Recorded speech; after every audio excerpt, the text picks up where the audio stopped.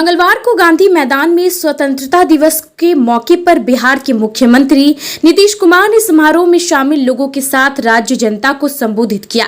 अपने भाषण में सीएम ने राज्य के विकास और आम आवाम की सुविधा के लिए बड़ी बड़ी घोषणाएं की। इस मौके पर नीतीश कुमार थोड़ी बहुत राजनीति करने से नहीं चूके और कहा कि हम काम करते हैं और वे मीडिया में छपते रहते हैं।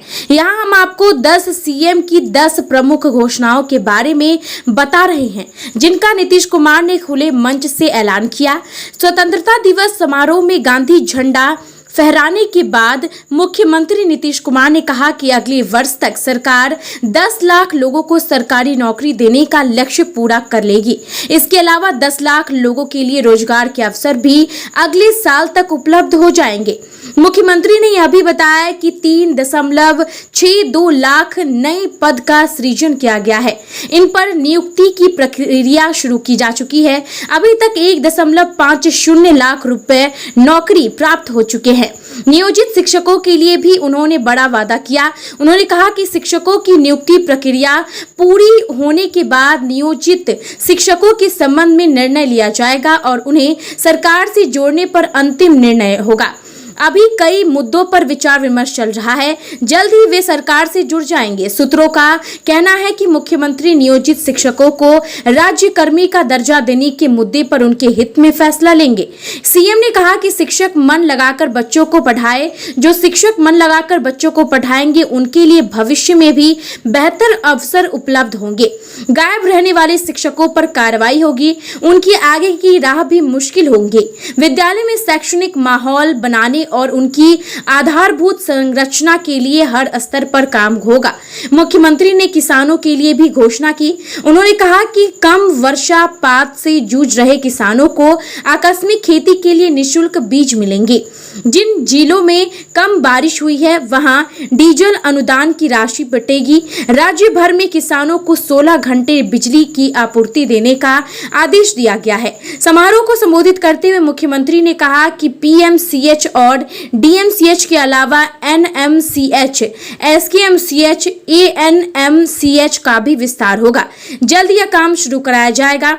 ये अस्पताल भी 2500 बेड के होंगे। इससे राज्य के मरीजों को इलाज में सुविधा मिलेगी। जातीय जनगणना को लेकर मुख्यमंत्री ने कहा है कि गिनती का काम लगभग पूरा हो चुका है। इसमें आर्थिक स्थिति का भी जायजा लिया गया है। जिनकी आर्थिक स्थिति खराब होगी उनकी आर्थिक स्थिति सुधारने में मदद की जाएगी, उनके लिए योजना बनेंगे। इसी मकसद से राज्य सरकार ने अपने खर्च पर यह काम करवाया है ताकि लोगों की सही स्थिति का पता चले और सरकार उनके अनुरूप योजनाएं बनाए। सीएम ने सहरसा प्रमंडलीय मुख्यालय में मेडिकल कॉलेज खोलने की घोषणा की। उन्होंने कहा कि इसके साथ सभी प्रमंडलीय मुख्यालय में मेडिकल कॉलेज का लक्ष्य हो जाएगा पूरा। भविष्य में हर जिले में मेडिकल कॉलेज खोलने का लक्ष्य है। वर्तमान में 11 मेडिकल कॉलेज हैं, अभी 13 मेडिकल कॉलेज का निर्माण हो रहा है। सीएम ने धार्मिक स्थलों की सुरक्षा की भी घोषणा की।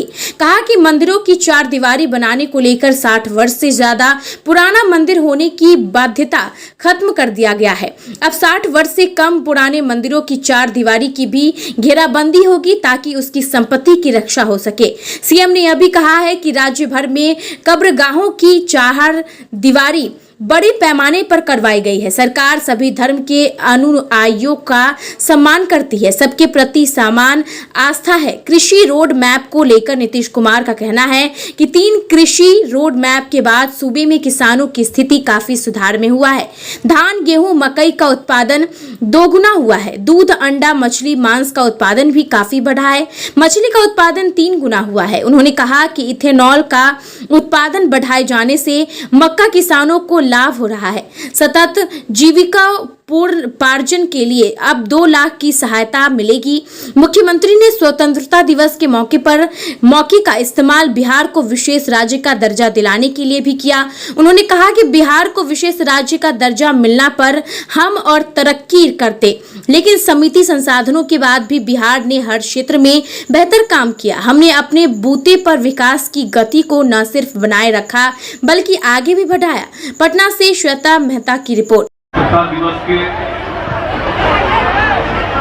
अवसर महाकवि के टोला में झंडोत्तोलन का आयोजन हो रहा और यहाँ झंडोत्तोलन कार्य करने वाले श्री राम लखन चौधरी जी और यहाँ हमारे साथ इस कार्यक्रम में आए हुए माननीय मंत्री भवन निर्माण विभाग श्री अशोक चौधरी जी, माननीय विधायक श्री फुलवारी शरीफ गोपाल रविदास जी, बिहार विधान परिषद के माननीय सदस्य श्री रविंद्र कुमार सिंह जी, पूर्व विधान पार्षद श्री वाल्मीकि सिंह जी, पूर्व विधायक और सदस्य राज्य महादलित आयोग के श्री अरुण मांझी जी, यहाँ उपस्थित श्रीमती नूतन पासवान जी, बिहार राज्य आपदा प्रबंधन प्राधिकरण के सदस्य श्री मनीष वर्मा जी,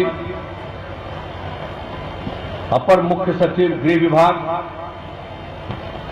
श्री एस सिद्धार्थ जी, सचिव सूचना एवं जनसंपर्क विभाग श्री अनुपम कुमार जी, मुख्यमंत्री के ओएसडी श्री गोपाल सिंह जी, पटना प्रमंडल के आयुक्त श्री कुमार रवि जी, पुलिस उप महानिरीक्षक सुरक्षा श्री मनोज कुमार जी, पटना के जिला पदाधिकारी श्री चंद्रशेखर सिंह जी और पटना जिले के वरीय पुलिस अधीक्षक श्री राजीव शर्मा जी। आज के 77वें स्वतंत्रता दिवस के पावन अवसर पर मैं समस्त लोगों को हार्दिक बधाई देता हूं। आज स्वतंत्रता दिवस के अवसर पर झंडोत्तोलन का मुख्य कार्यक्रम पटना के गांधी मैदान में आयोजित किया गया। उसके बाद हम लोगों के बीच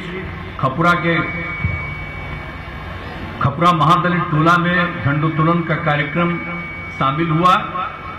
बहुत खुशी की बात है कि इस टोले के अवसर पर एक बहुत ही वृद्ध व्यक्ति श्री राम लखन चौधरी जी द्वारा झंडोत्तोलन किया गया।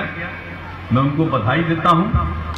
और कोरोना महामारी के कारण विगत 3 वर्षों से नहीं हो रहा था, नहीं तो हमने 2011 से ही ये कार्यक्रम की शुरुआत कर दी थी कि हर जगह जो भी जितने भी हैं महादलित टोले के स्तर, उसमें स्वतंत्रता दिवस का कार्यक्रम आयोजित होगा। और जब से इसकी शुरुआत हमने की थी और तब से हर साल हम कहीं न कहीं जाया करते थे और आने का मौका मिलता था। लेकिन 20 में कोरोना हुआ तो 20 में तो 26 जनवरी को हुआ स्वतंत्रता दिवस, लेकिन उसके बाद ये बंद हो गया। लेकिन इस बार आज से इसकी शुरुआत हम लोगों ने करा दी है और फिर इसी तरह से आगे चलेगा, क्योंकि बीच में ठीक नहीं लग रहा था कि भाई ये लोग करते हैं, महादलित टोले में इसका आयोजन होता है, हम लोग भी जाएंगे। इसी बार हमने कहा इस बार हम जाएंगे और जितने मंत्री हैं, जहां के प्रभारी हैं, वो सब कहीं न कहीं जाएंगे और बाकी सब विधायकों को और सबको कहा गया, अनुरोध किया गया विधान पार्षद को, सबको कि कहीं न कहीं आप भी जाया करिए। और अन्य लोग जो हैं पंचायत से जुड़े हुए, उन सब लोगों को कहा गया है कि आप लोग भी कहीं न कहीं उपस्थित होइए। तो इसकी शुरुआत हम लोगों ने की है। बीच में 20 के ये 15/8 से बंद हुआ था, अब उसके बाद फिर इसकी शुरुआत हो गई। तो आज यहाँ पर आने का मौका मिला, मुझे बहुत अच्छा लगा है। और अब इसके बाद आप समझ लीजिए कि न्याय के साथ विकास के सिद्धांत पर ही हम शुरू से काम कर रहे हैं और समाज के हर तबके के उत्थान के लिए, हर जगह के विकास के लिए सारा काम शुरू से कराया है।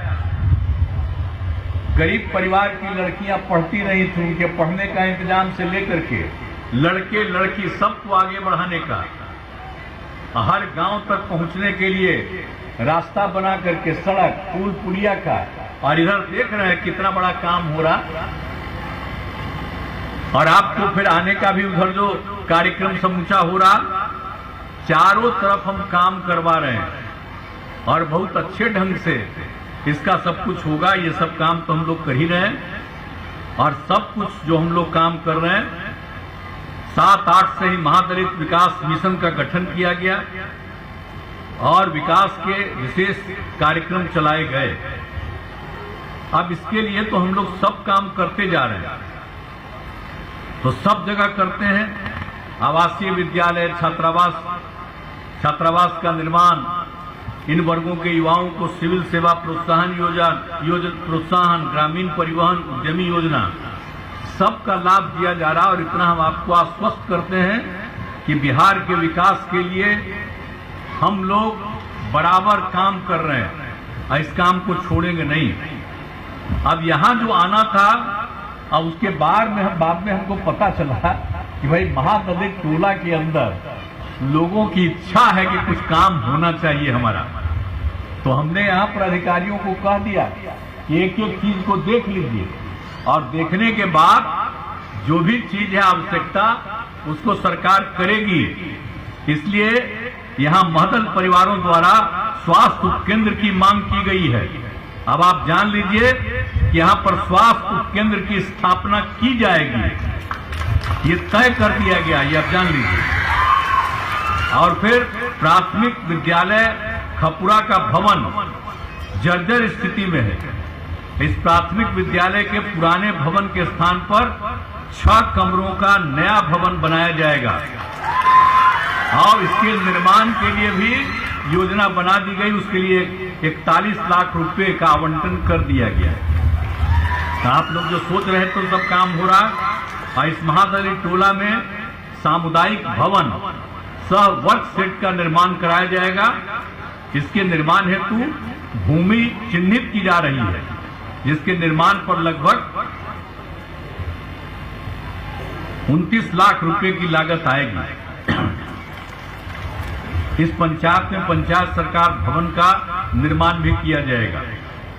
इसके निर्माण हेतु भूमि चिन्हित कर ली गई है और पंचायत सरकार भवन के निर्माण पर 2,86 लाख रुपए की लागत आएगी। इसकी स्वीकृति दी जा चुकी है। महादलित परिवारों की मांग पर इस टोले को अतिरिक्त संपर्कता प्रदान करने के लिए 890 मीटर सड़क निर्माण कराया जाएगा। आप लोगों की जो इच्छा थी वो देख लिया गया कि 890 मीटर है, सड़क निर्माण कराया जाएगा।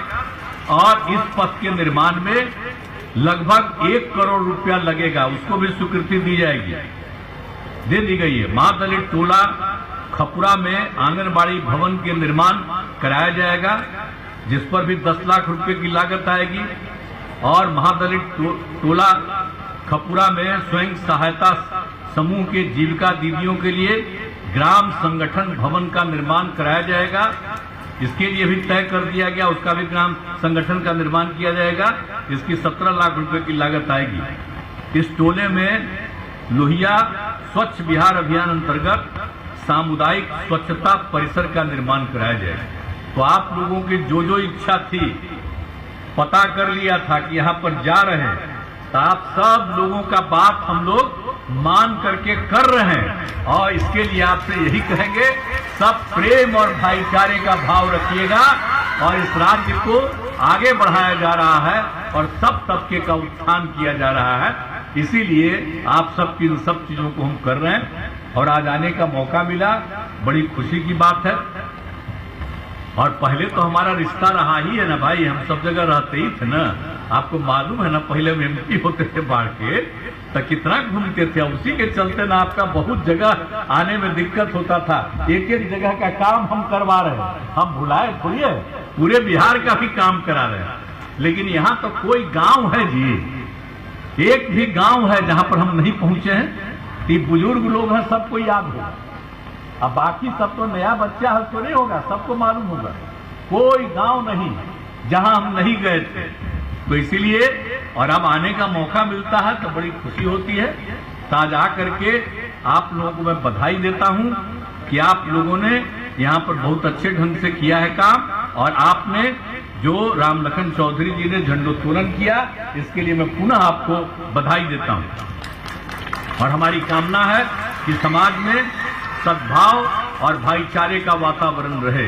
इसलिए हम सबको कहेंगे कि भाई ये भावना जरूर रहनी चाहिए, हमारा राज्य प्रगति के साथ अग्रसर रहे। आज के शुभ अवसर पर हम सब संकल्प लें कि बिहार को विकसित राज्य बनाने में अपना सहयोग प्रदान करेंगे। सब सहमत है ना कि बिहार को विकसित राज्य बनना चाहिए, और सबका सहयोग मिलना चाहिए। हाथ उठा के बताइए कि आप सहमत हैं। चलिए, बहुत अच्छा। अरे पत्रकार लोग भी हाथ उठा ले, क्या दिक्कत है? आप नहीं है, सब लोग आप भी हाथ उठाइए, आपका चलिए, बहुत बहुत धन्यवाद। और स्वतंत्रता दिवस के अवसर पर पुनः सभी बिहार वासियों को मैं शुभकामनाएं देता हूं। जय हिंद, जय हिंद।